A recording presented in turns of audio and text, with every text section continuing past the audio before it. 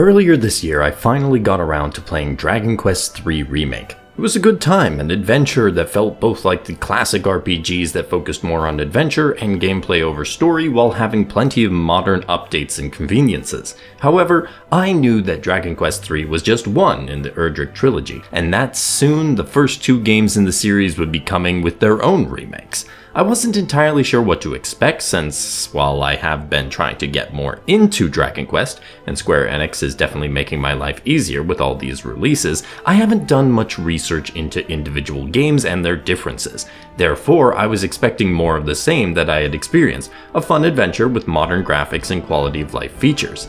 From my perspective though, it feels like Dragon Quest I and II Remake is shaping up to be even more transformative than 3 was, while still retaining the unique aspects and gameplay from the originals. Dragon Quest I and II are both turn-based RPGs originally developed by Chunsoft and published by Enix, although Nintendo published the first Dragon Quest in North America. Dragon Quest, localized as Dragon Warrior in English, came out in 1986 for the NES in Japan and came over to North America in 1989. The game received plenty of ports to specific computer types, as well as to the SNES, Game Boy Color, mobile platforms, Wii, Nintendo 3DS, PS4, and Switch before the remake was announced. Dragon Quest II, a direct sequel to Dragon Quest, released in 1987 for the NES in Japan and 1990 in North America. It followed its predecessor to all the aforementioned platforms, occasionally bundled together like we are getting with the remake. Dragon Quest I sold over 1.5 million copies in Japan alone and 500,000 in North America. Dragon Quest II would top that with 2.4 million copies sold in Japan at the end of its first year. The games were also very well received, with both Dragon Quest I and II receiving Famitsu's Best Hit Game Award for their respective release years. As for the game's reception now, anyone who's a fan of a long-running RPG series will be unsurprised by how they are regarded in the fandom. The first game introduces the themes and structure while still being rough around the edges, while the second game went bigger and different, which has kept it a favorite for those who loved the changes and a slog for those who didn't. I've seen it brought up among the second entry as the black sheep of the franchise discussions when it comes to video game series. We'll get more into the differences between the games later in the video, so let's talk about the remake. Announced alongside the release date of Dragon Quest III HD-2D Remake, the remakes for 1 and 2 were made to complete the Erdrick trilogy. The game will be coming out for Switch, Switch 2, PS5, PC, and Xbox Series on October 30th, 2025.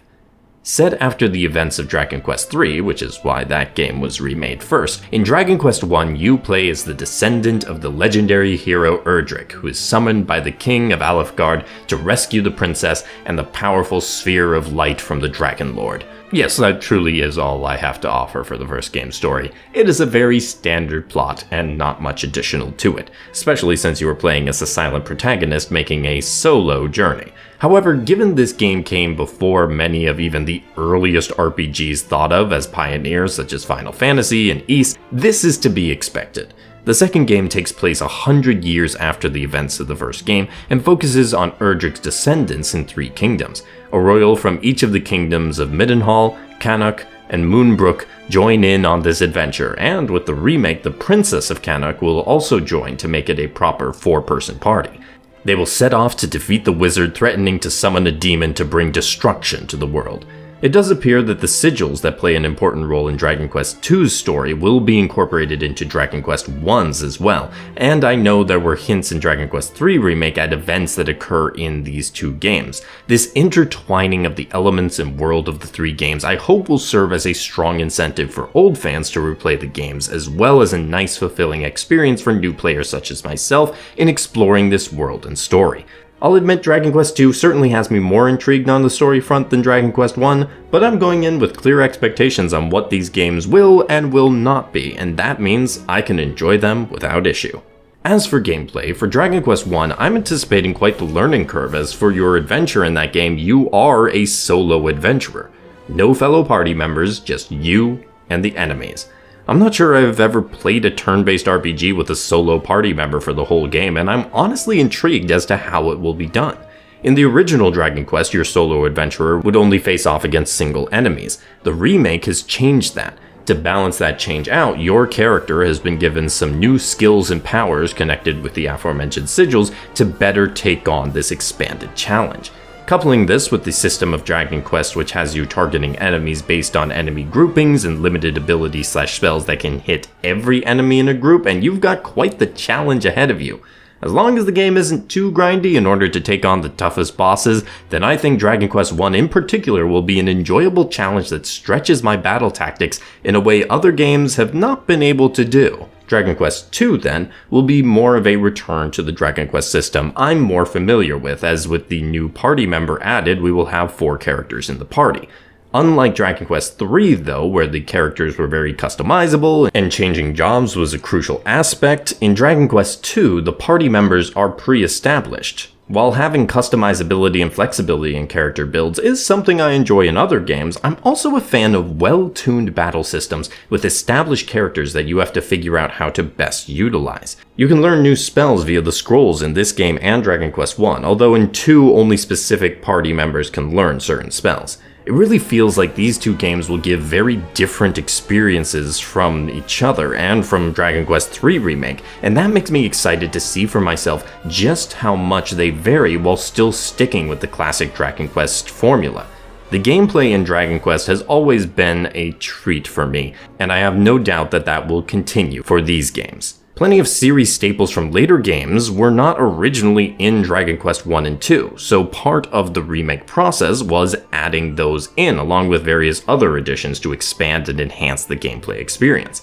Both games have added in the mini medals found around the world that you can collect and then exchange for rewards. The game adds new islands and hidden areas to explore and find goodies in. It seems that Dragon Quest I, as the more bare-bones entry of the two, has more additions focused on the story, with the gameplay ones adjusting the solo adventuring and adding series staples into the game and consistency across the Erdrick trilogy.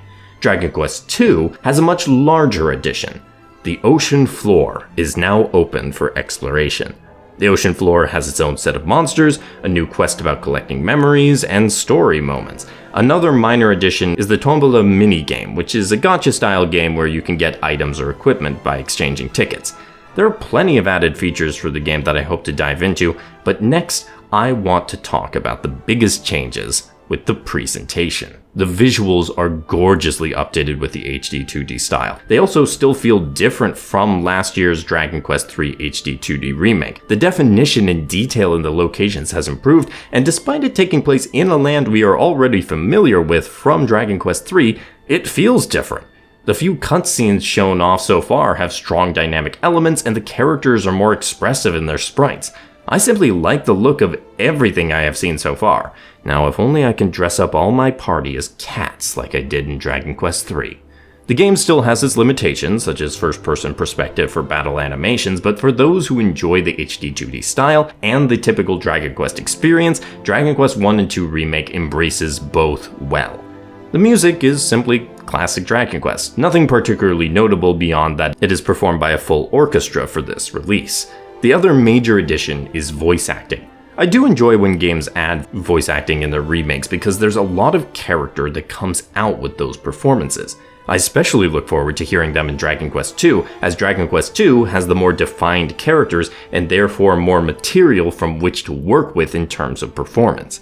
The remake also adds quality of life features such as speed up options for battle and more difficulty mode choices. I also haven't seen these mentioned as part of that quality of life feature update, but since they were in Dragon Quest III Remake, I would be surprised if Dragon Quest I and II Remake didn't also have autosaves and zoom travel available in dungeons, but no guarantees obviously until they are confirmed. From what I'm seeing, I like what I see with Dragon Quest I and II Remake, and I'm hoping I will also like what I hear from the voice acting, and, well, the music is pretty much what you expect from Dragon Quest. Sugiyama was not known for his variety. After enjoying Dragon Quest III Remake, I was always going to be looking forward to the remakes of the first 2 games, and I have more than just continuing the trilogy to look forward to. From Dragon Quest I's unique solo adventure to Dragon Quest II's party of defined characters, there are aspects that will make these games feel unique from 3 while retaining that core Dragon Quest identity that has captivated so many folks. That's what makes me excited to play these games, and I imagine I'm not the only one. How about all of you? Are you fans of the original or newcomers like myself? Let me know in the comments, leave the video a like, and subscribe to keep up with my videos on RPGs and Dragon Quest specifically. Thank you for watching. Have a great day, and happy gaming.